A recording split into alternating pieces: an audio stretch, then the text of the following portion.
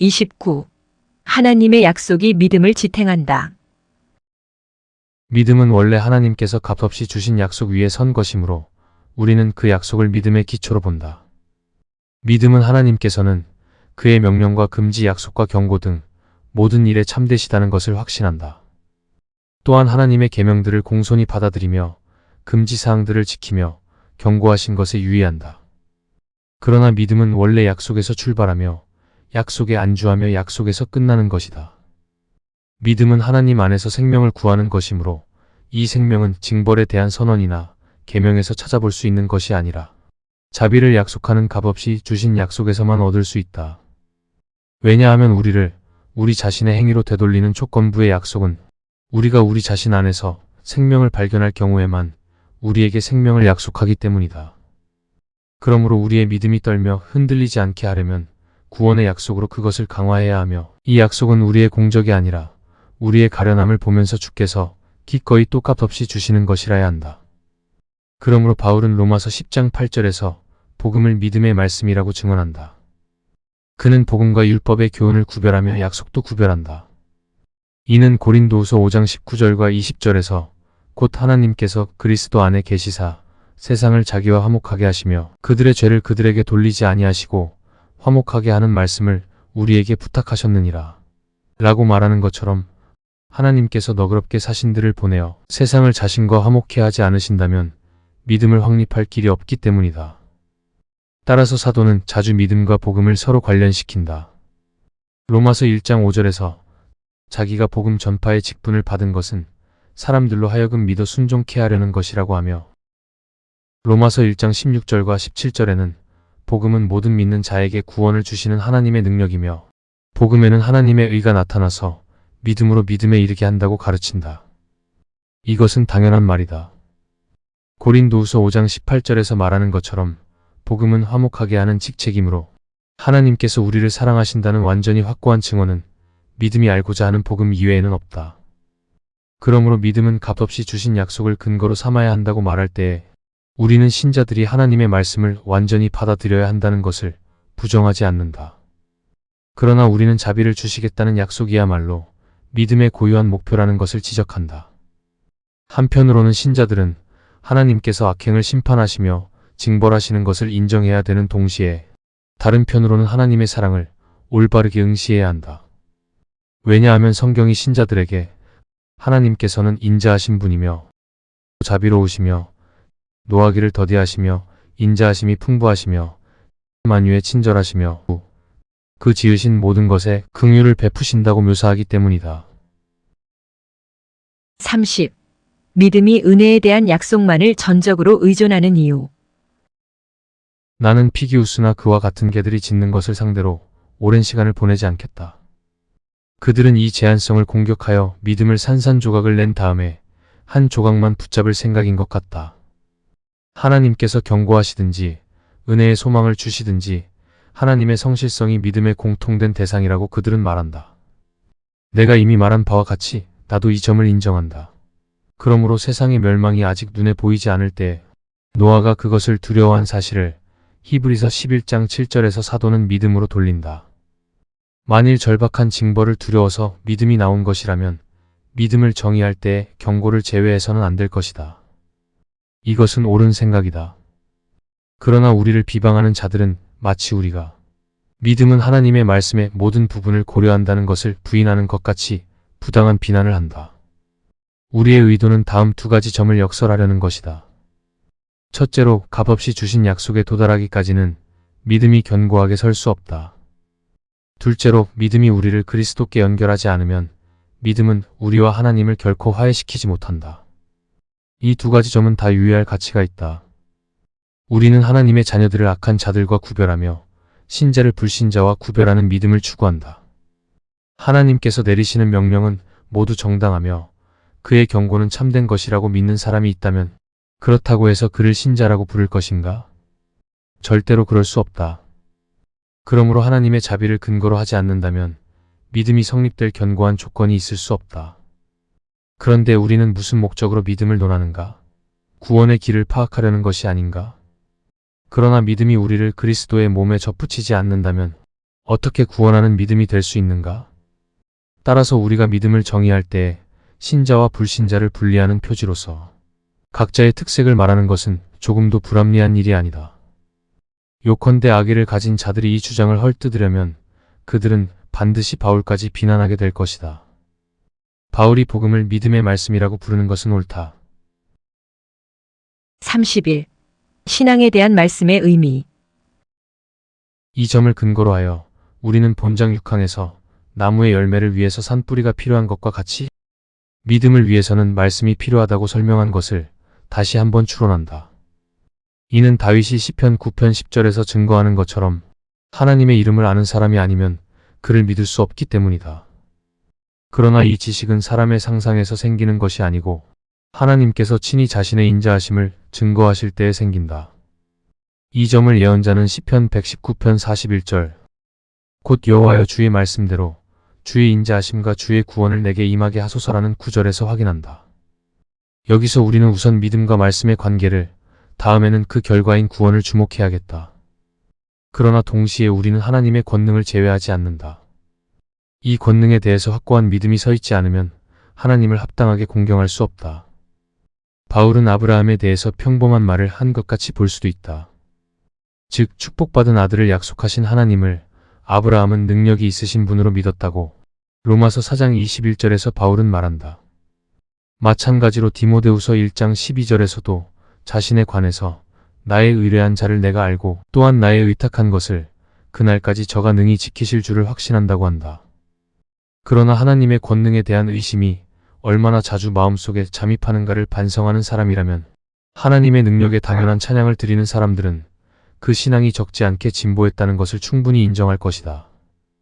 하나님께서는 그 원하시는 일을 무엇이든지 하실 능력이 있으시다고 우리는 모두 고백할 것이다. 그러나 사소한 시험을 당하여도 무서워 쓰러지며 혼비백산하는 것을 보면 우리가 하나님의 능력을 절감시키고 오히려 하나님의 약속에 반대하여 우리를 위협하는 사탄을 더 크게 생각하는 것이 분명하다.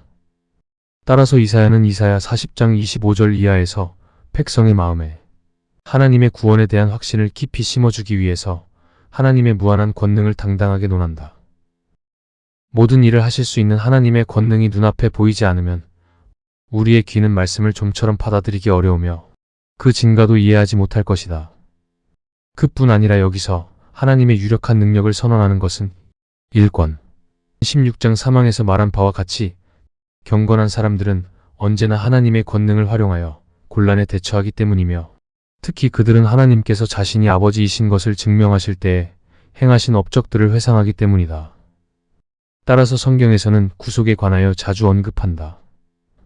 이스라엘 백성은 한번 자기들을 구해주신 하나님께서는 영원히 그 구원을 지켜주시리라는 것을 깨달을 수 있었다. 또 다윗의 예를 보면 하나님께서 각 개인에게 베푸시는 은혜는 그들이 앞으로도 하나님을 굳게 믿도록 만드는데 도움이 된다는 것을 알 수 있다. 참으로 우리가 버림을 받은 듯이 보여질 때에 우리는 시야를 넓혀 하나님의 이전의 은혜를 회상함으로써 원기를 회복해야 한다. 시편 143편 5절에 내가 옛날을 기억하고 주의 모든 행하신 것을 묵상하며라고 한 것과 같다. 마찬가지로 시편 77편 11절에는 여호와의 옛적 기사를 기억하여 그 행하신 일을 진술하리이다라고도 했다. 그러나 하나님의 크신 능력과 행하신 일들에 대한 생각은 말씀이 없으면 곧 사라진다.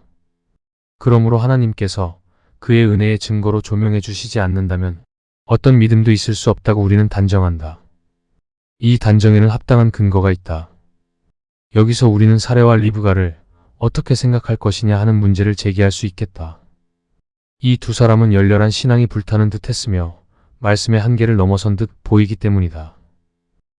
사레는 창세기 16장 2절을 보면 약속받은 후손을 얻으려는 열망으로 여종을 남편에게 주었다. 사레가 여러 가지로 죄를 지은 것을 우리는 부정하지 않는다. 그러나 나는 지금 그녀가 열성으로 흥분하여 하나님의 말씀의 범위 내에 머물지 않은 것을 말하는 것이다. 그런데 그녀의 욕망이 신앙에서 나왔다는 것은 확실하다. 창세기 27장 9절에서 리브가는 아들 야곱을 택하신다는 하나님의 말씀을 확실히 믿고 약은 속임수로 아들에게 축복을 얻어주었다. 그녀는 남편, 곧 하나님의 은혜를 증거하며 전달하는 사람을 속이고 아들에게 억지로 거짓말을 시킨다. 여러 가지 간계와 기만으로 하나님의 진실을 더럽힌다. 간단히 말하면 하나님의 약속을 우롱함으로써 그녀가 할 수 있는 데까지 그 약속을 깨뜨렸다. 그러나 이런 처리는 비록 범죄적이고 비난을 받아야 할 것이었지만 신앙을 수반하지 않는 행위는 아니었다. 리브가는 지상적인 유익을 얻을 희망이 전혀 보이지 않을 뿐 아니라 큰 곤란과 위험이 넘치는 일을 성취하려고 분투 노력하였기 때문에 여러 가지 사소한 장애물을 극복할 필요가 있었다. 그와 마찬가지로 족장 이삭에 대해서도 비록 둘째 아들에게 영예가 옮겨진 것에 관해서 동일한 하나님의 말씀으로 깨우침을 받았으면서도 여전히 맏아들 에서에게 마음이 기울어지기는 했지만 그렇다고 해서 우리는 그에게 신앙이 전혀 없었다고는 생각하지 않는다. 이런 예들을 보면 신앙에는 확실히 과오가 섞이는 일이 많다. 그러나 그런 때에도 그 믿음이 진정한 믿음이라면 항상 탁월함을 유지한다. 리브가의 특별한 과오가 축복을 무효로 만들지 않은 것과 같이 그녀의 믿음도 말살되지 않았다. 이 믿음은 대체로 그녀의 마음을 지배하였고 문제의 행동도 신앙의 발단과 원인이 있던 것이다. 그러나 리브가는 이 점에서 인간적인 심리를 드러내 보이는데 사람의 마음은 조금이라도 단속을 완화하면 아주 재빨리 곁길로 들어서 버린다. 그러나 사람의 태만과 무력은 신앙을 흐리게 할지라도 소멸시키지는 못한다. 동시에 이 예들은 우리가 얼마나 조심스럽게 하나님의 말씀을 따라야 하는가를 경고하며 우리가 이미 가르친 것을 확인한다. 곧 신앙은 하나님의 말씀의 지지를 얻지 않으면 소멸한다는 것이다. 사레와 이삭과 리브가는 하나님께서 그들의 마음을 비밀히 속박하시며 하나님의 말씀에 꾸준히 순종하도록 만들지 않으셨다면 정도를 벗어난 술책을 쓰다가 제정신을 잃어버렸을 것이다. 참고 광목 주석. 우리는 분명히 신앙적 동기에서 하는 행동들이 성경적인 방식과는 다른 비성경적이고 인간적인 방식으로 행해지는 것을 종종 볼 수 있다. 사레와 리브가의 사례를 통해 본항은 이런 신앙의 오버를 어떻게 보아야 할 것인가를 다루고 있다. 창세기 15장을 보면 하나님께서는 당시에 자식이 없던 아브람에게 셀 수 없는 뭇별들처럼 내 자손이 많아질 것이라고 약속하셨다. 그리고 가나안 땅을 아브람에게 주시겠다고 말씀하셨다. 이에 대해 아브람은 15장 8절에서 여호와여 내가 이 땅을 소유로 받을 것을 무엇으로 알리이까? 라고 묻는다. 그러자 하나님은 아브람에게 언약식을 준비하게 하신다. 쪼개진 짐승들 사이를 걸으면서 맹세하는 피의 언약식이었다. 보통은 언약의 의무 준수자가 쪼개진 고기 사이를 걸으면서 언약을 체결하는데 15장 17절을 보면 타는 횃불이 쪼갠 고기 사이로 지나더라라고 기록하고 있다. 하나님의 임재를 상징하는 횃불이 쪼개진 고기 사이로 지나간 것은 하나님께서 친히 언약을 완수하시겠다는 의지의 표명이라고 볼 수 있다. 그러나 아브라함은 여기서 착각한다. 그 언약을 자신이 성취해야 한다고 생각한 것이다. 그리고 그 언약을 완수하기 위해 인간적인 방법을 동원한다. 12장을 보면 가나안에 기근이 들자 애굽 땅으로 피난을 가는데 아내를 빼앗기고 목숨을 잃게 될까 두려워 자기 아내를 여동생이라고 한다. 16장에서는 늦게까지 자식이 생기지 않자 자식이 없을 경우 여종에게서 후사를 얻는 당시의 관습에 따라 여종 하갈에게서 이스마엘을 얻는다. 여기까지 보면 그는 하나님을 전적으로 신뢰했다고 볼 수 없다. 그는 인간적인 방법으로 하나님과의 언약을 자기가 성취하려 하였다. 그러나 아브라함의 믿음이 나타난 사건은 창세기 22장의 이삭 번제 사건이다. 자신은 이미 늙었고 아내는 생리가 끊겨서 자식을 생산할 수 없는 상황에서 기적적으로 얻은 아들 이삭을 통해 하늘의 별과 같은 민족을 이루리라는 언약을 받았는데 하나님께서 그 아들을 번제의 제물로 바치라는 것이다.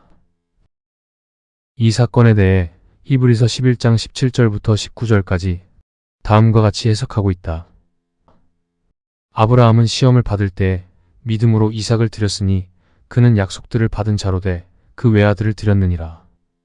그에게 이미 말씀하시기를 내 자손이라 칭할 자는 이삭으로 말미암으리라 하셨으니 그가 하나님이 능히 이삭을 죽은 자 가운데서 다시 살리실 줄로 생각한지라. 비유컨대 그를 죽은 자 가운데서 도로 받은 것이니라. 히브리서는 아브라함이 하나님께서 당신이 하신 약속을 죽은 자를 다시 살려서라도 스스로 지키시리라고 믿었다고 말하고 있다. 따라서 아브라함은 이삭을 제물로 바칠 수 있었다. 물론 하나님께서는 다른 제물을 준비하셨다. 아브라함은 수장으로 번제를 드리고 제사 드린 그 땅 이름을 여호와 이레라고 불렀다. 여호와의 산에서 하나님께서 준비하신다는 뜻이다. 하나님께서는 그의 삶을 통해 그런 믿음의 경지에까지 아브라함을 이끄셨다. 마태복음 19장에서도 부자 청년이 돌아가고 나서 예수님은 부자 청년에 대해 부자가 천국에 들어가기가 낙타가 바늘 귀로 들어가기보다 어렵다고 말씀하셨다. 제자들이 말씀에 놀라 그렇다면 도대체 누가 구원을 얻을 수 있냐고 물었다. 예수님께서는 26절에서 이렇게 대답하셨다. 사람으로는 할 수 없으나 하나님으로서는 다 하실 수 있느니라. 32. 믿음의 약속은 그리스도 안에서 실현되었다. 또 우리가 모든 약속을 그리스도 안에 포함시키는 데는 이유가 없지 않다. 로마서 1장 17절에서 사도는 복음 전체를 그리스도를 아는 지식에 포함시킨다. 고린도후서 1장 20절에서 그는 하나님의 약속은 얼마든지 그리스도 안에서 예가 되니라고 가르친다. 이 사실에 대한 이유는 알기 쉽다. 왜냐하면 하나님께서는 어떤 일을 약속하실 때 그 약속을 통해서 자신의 선하심을 증거하신다. 그러므로 모든 약속은 반드시 하나님의 사랑을 증거한다. 악한 자들이 하나님의 큰 은혜를 자주 받고 또 받으면서도 도리어 더 큰 심판을 받게 된다고 해서 이 사실에 또 다른 점이 생기는 것은 아니다. 그들은 은혜가 하나님의 손으로부터 온다는 것을 생각하지도 않고 인정하지도 않는다. 인정하는 때에도 하나님의 인자하심을 마음속 깊이 생각하지 않는다. 따라서 그들은 하나님의 자비를 알 수 없고 짐승들이 그 형편에 따라 하나님의 너그러우신 은혜를 받으면서도 전혀 깨닫지 못하는 것보다 나을 것이 없다. 자기들을 위해서 주신 약속을 상습적으로 거부하는 그들은 필연적으로 더욱 무거운 형벌을 받게 된다. 약속은 우리 마음의 신앙을 일으킬 때 처음으로 그 효과를 나타내는 것이지만 우리의 배신 때문에 약속의 힘과 특성이 소멸되는 일은 절대로 없다. 그러므로 하나님께서는 약속을 통해서 사람들이 그의 선하신 은혜를 받을 뿐 아니라 그것에 대해서 생각하라고 재촉하신다. 이것은 곧 하나님께서 사람에 대한 사랑을 선언하시는 것이다. 따라서 우리는 모든 약속이 우리에 대한 하나님의 사랑을 증거한다는 점으로 돌아가야 한다. 그러나 그리스도를 떠나서는 아무도 하나님의 사랑을 받을 수 없는데 이 점은 논의의 여지가 없다. 마태복음 3장 17절과 17장 5절에서 이는 내 사랑하는 아들이요 아버지의 사랑이 그의 안에 거하고 머문다고 말씀하신다. 그리고 그로부터 그 사랑이 우리들 위에 쏟아진다. 이는 바울이 에베소서 1장 16절에서 그의 사랑하시는 자 안에서 우리가 은혜를 받는다고 가르치는 것과 같다. 그러므로 그리스도께서 친히 중재하실 때 은총은 반드시 우리에게까지 도달한다. 따라서 사도는 에베소서 2장 14절에서 그를 우리의 화평이라고 부르며 로마서 8장 3절 이하에서는 진실한 아버지이신 하나님을 우리와 연결시키는 띠이신 그리스도를 제시한다. 따라서 우리는 어떤 약속이 우리에게 제시될 때는 반드시 그리스도를 바라보아야 한다. 그리고 바울은 로마서 15장 8절에서 하나님의 모든 약속은 그리스도 안에서 확증되며 실현된다고 당당하게 가르친다. 어떤 예는 이와 일치하지 않는다. 예컨대 수랴 사람 나아만은 하나님을 올바르게 경배하는 방법에 대해서 예언자에게 물었을 때 중보자에 대한 교훈을 받은 것 같지 않다. 그러나 열왕기하 5장 1절부터 14절을 보면 경건하다고 칭찬을 받았다. 이방인이요 로마 사람인 고넬료가 유대인들이 그것도 그 일부 사람들이 겨우 희미하게 알고 있던 일을 분명하게 알 수는 거의 없었을 것이다. 그래도 사도행전 10장 31절을 보면 그의 구제와 기도를 하나님께서는 기뻐하셨다. 그리고 나아만의 재물은 열왕기하 5장 17절부터 19절을 보면 예언자의 대답에 의해서 인정되었다. 신앙이 없이는 이 두 사건은 있을 수 없었을 것이다. 빌립이 만난 내시에 대해서도 같은 생각을 할 수 있다. 사도행전 8장 27절에서 그에게 다소의 신앙이 없었다면 그는 예배하기 위해서 수고를 하며 비용을 들이면서 어려운 길을 오지 않았을 것이다. 그러나 빌립이 물었을 때 그가 중보자에 대해서 무지하다는 사실이 나타났다. 나는 그들의 신앙이 그리스도의 인격뿐만 아니라 아버지께서 그리스도에게 부여하신 권능과 직분에 대해서까지도 어느 정도 암묵적이었다는 것을 인정한다. 동시에 그들은 비록 조금일지라도 그리스도를 맛볼 수 있을 정도로 원리를 가르침 받은 것이 확실하다. 이 점은 이상할 것이 없다. 그렇지 않았다면 내시가 모르는 하나님을 예배하기 위해서 먼 예루살렘까지 왔을 리가 없다. 고넬료는 유대교를 믿게 되자 확실히 오래되지 않아서 참 교리의 기초를 알게 되었다. 나아만에 대해서는 엘리사가 그에게 사소한 일들을 가르쳐 주면서 가장 중요한 점에 대해서 말하지 않았다면 그것은 참으로 어리석은 짓이었을 것이다. 그러므로 그리스도께 대한 지식이 그들에게 애매모호했다고 하더라도 전혀 없었다고는 생각할 수 없다. 그들은 율법에 정한 제사를 실천했으며 그 제사의 목표는 그리스도였기 때문에 그들의 율법의 제사는 이방인들의 거짓 제사와 구별하는 것이 당연하다. 33. 말씀은 성령을 통해서 우리의 신앙의 효과를 나타낸다. 우리의 마음이 어둡고 사악하지 않았다면 하나님의 말씀의 이 외부적인 증명만으로도 우리의 믿음을 불러일으키는 데 충분하였을 것이다. 그러나 우리의 마음은 헛된 것에 기울어져 있어서 하나님의 진리에 결코 이를 수 없으며 우둔하여 항상 하나님의 진리의 빛을 보지 못한다. 따라서 성령의 조명이 없으면 하나님의 말씀은 아무것도 할 수가 없다. 이것으로 보아서 분명히 알 수 있는 것은 믿음이 인간의 이해력을 훨씬 초월한다는 것이다. 그리고 우리의 마음이 성령의 능력으로 강화되고 지원을 받지 않는다면 우리의 지성이 하나님의 영에 의하여 조명을 받는 것으로는 부족하다. 이 문제에 대한 스콜라 철학자들의 생각은 완전히 잘못되었다.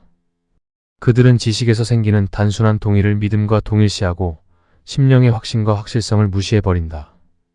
그러므로 믿음은 두 방면으로 하나님의 특이한 선물이다.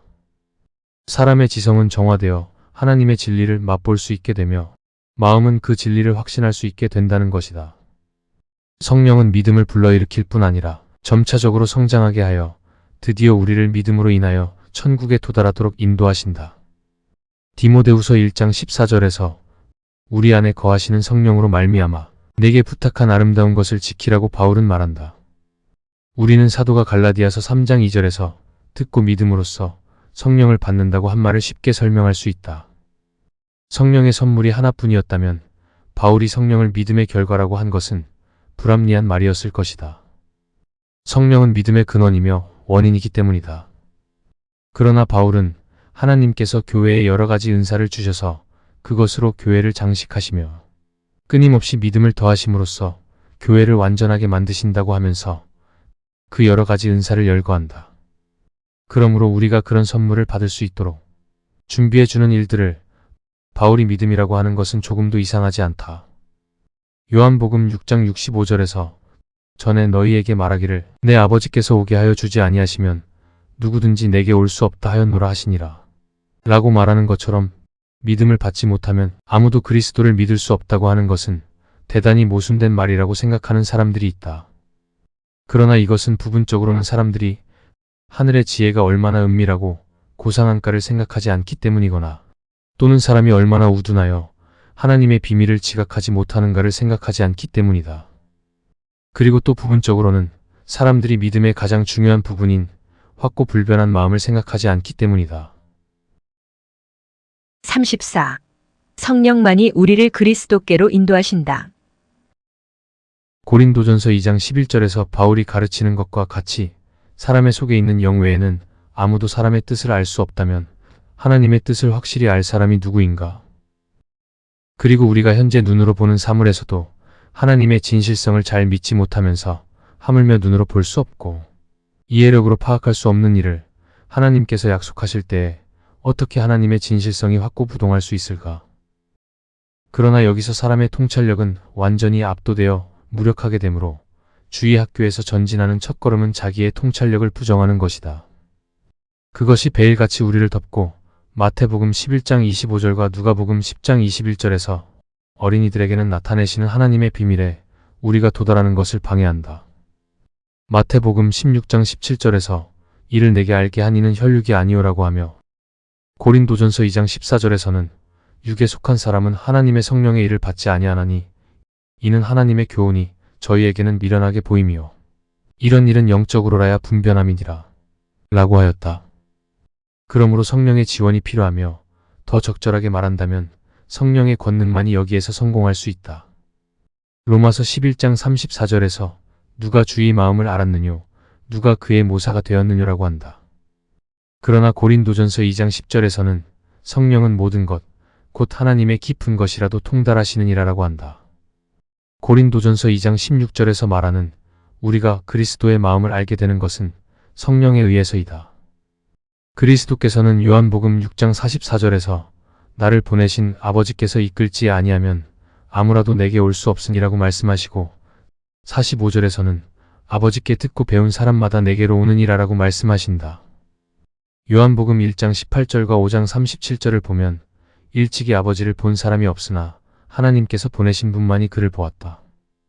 그러므로 하나님의 영이 우리를 이끌어 주시지 않으면 우리는 그리스도께로 갈 수 없는 것과 같이 일단 끌려가면 우리의 지성과 마음은 높이 들려 우리의 이해력은 초월한 경지에 이른다.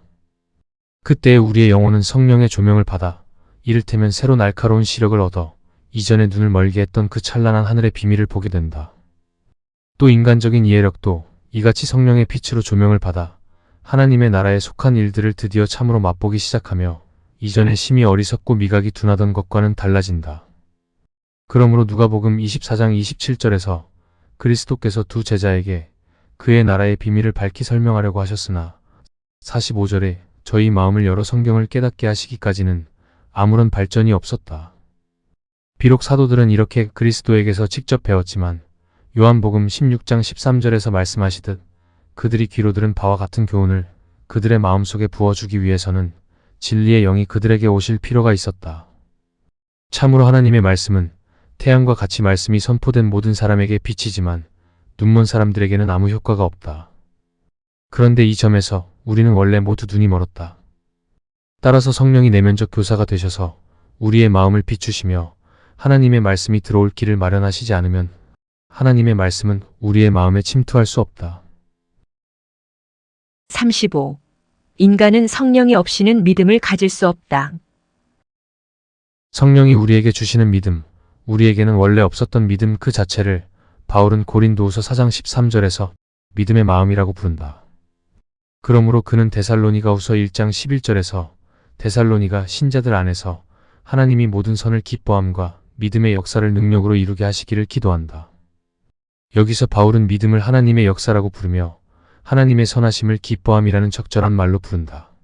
이와 같이 그는 사람 자신이 믿음을 일으킨다는 것을 부인하며 이것으로도 만족하지 않고 믿음은 하나님의 능력이 나타난 것이라고 첨가한다. 고린도전서 2장 4절과 5절에서 그는 믿음은 사람의 지혜를 의존하는 것이 아니라 성령의 능력을 근거로 삼는다고 말한다. 그는 사실 외부적인 기적에 대한 말도 한다.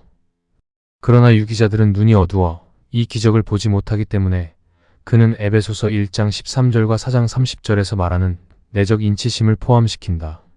그리고 하나님께서는 이런 영광스러운 선물로 그의 크고 풍성하신 은혜를 더 완전히 나타내시기 위하여 그 선물을 무차별하게 모든 사람에게 주시지 않고 원하시는 사람들에게만 특권으로서 주신다. 이에 대한 증거들을 우리는 위에서 인용하였다. 증거들의 충실한 해설자인 어거스틴은 다음과 같이 말한다. 요한복음 6장 44절에서 나를 보내신 아버지께서 이끌지 아니하시면 아무도 내게 올 수 없다고 말씀하신 것은 우리 구주께서 우리에게 믿음이 공로로 인하여 오는 것이 아니고 선물로서 온다는 것을 가르치시기 위함이었다. 두 사람이 듣는데 한 사람은 멸시받고 한 사람은 세움을 받는다는 것은 이상한 일이다. 멸시받는 사람은 자기 때문인 줄로 여기고 세움을 입는 사람은 자기가 하는 일같이 자랑하지 말라고 말했다. 다른 구절에서 어거스틴은 이렇게 말한다. 무슨 이유로 한 사람에게만 주시고 다른 사람에게는 주시지 않는가? 나는 조금도 부끄러움 없이 이것이 십자가의 깊이다. 라고 말한다. 우리가 헤아릴 수 없는 하나님의 판단의 어떤 깊은 곳에서 우리가 할 수 있는 일이 모두 나온다. 나는 내가 할 수 있는 것을 안다. 어째서 할 수 있는지는 모른다. 다만 나는 그 어째서가 하나님께로부터 온다는 것을 안다. 그러나 무슨 이유로 이 사람과 저 사람이 다른가?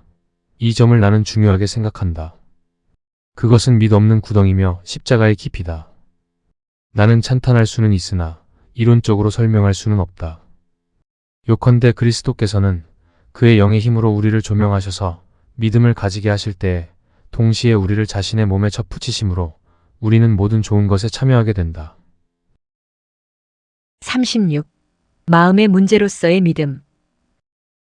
하나님의 말씀을 믿음으로 받아들이려면 그 말씀이 두뇌의 상층부에서 돌아다녀서는 안 되고 마음의 깊은 곳에 뿌리를 내려야 한다.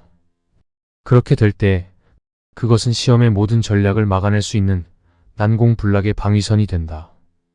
그러나 하나님의 영의 조명이 지성에 진정한 이해력을 준다면 마음의 확신을 주는 것 또한 성령의 능력임은 더욱 분명하다. 그렇기 때문에 불신하는 마음은 우매한 마음보다 더욱 중대한 문제이다. 지성이 사상을 얻는 것보다 마음이 확신을 얻는 것은 더욱 어렵다. 따라서 성령이 날인하는 일을 맡으셔서 이미 마음의 확실성을 심어준 그 약속들을 마음에 인치시며 마음을 견고하게 확립하기 위하여 보증의 직책을 맡으신다. 사도는 에베소서 1장 13절과 14절에서 너희도 믿어 약속의 성령으로 인치심을 받았으니 이는 우리의 기업의 보증이 되느니라고 단정한다. 바울이 이를테면 신자들의 마음에 성령께서 인을 치셨다고 가르치는 것을 보지 않는가? 우리 중에 복음을 확고하게 하신다고 해서 그는 성령을 약속의 영이라고 부르지 않는가? 같은 방식으로 고린도후서 1장 21절과 22절에서도 그는 우리에게 기름을 부으신 이는 하나님이시니 저가 또한 우리에게 인치시고 보증으로 성령을 우리 마음에 주셨느니라 라고 말한다. 그리고 고린도후서 5장 5절에서 바울은 소망의 확신과 담대함에 대해서 말하고 성령의 보증이 그 확신의 기초라고 한다. 37. 의심은 믿음을 소멸시키지 못한다. 그리고 나는 본장 17항에서 말한 것을 잊지 않았으며 경험에 의해서 자주 그것을 회상하게 되는데 곧 믿음은 여러 가지 의심에 시달려 신자의 마음은 평안한 때가 거의 없으며 적어도 항상 평화로운 상태를 즐기지는 못한다는 것이다. 그러나 어떤 공격 무기가 신자들의 마음을 흔들지라도 그들은 시험의 골짜기에서 일어서며 망대 위에 굳게 선다. 참으로 우리가 시편에 있는 말씀을 굳게 잡고 있으면 이 확신만이 믿음을 키워주며 믿음을 보호한다. 시편 46편 1절에서 3절까지의 말씀은 하나님은 우리의 피난처시요 힘이시니 환난 중에 만날 큰 도움이시라. 그러므로 땅이 변하든지 산이 흔들려 바다 가운데 빠지든지 그것이 넘침으로 산이 요동할지라도 우리는 두려워 아니하리로다라고 하였고 시편 3편 5절 또 이 아름다운 평안을 찬양한다. 내가 누워 자고 깨었으니 여호와께서 나를 붙드심이로다. 다윗이 항상 평온하며 행복한 생활을 했다는 것이 아니다. 그러나 그는 자기의 믿음의 정도에 따라 하나님의 은혜를 맛보았고 그 범위 내에서는 자기의 마음의 평화를 깨뜨리는 모든 것을 두려워하지 않으며 도리어 경멸한다고 장담한 것이다. 그래서 성경은 우리의 믿음을 격려하려는 목적으로 우리에게 잠잠하라고 명령한다. 이사야서 30장 15절에서 너희가 잠잠하고 신뢰하여야 힘을 얻을 것이오느리라고 했으며 시편 37편 7절에서 여호와 앞에 잠잠하고 참아 기다리라고 하였다. 이런 구절들에 해당하는 것으로 사도는 히브리서 10장 36절에서 너희에게 인내가 필요함이라고 말한다.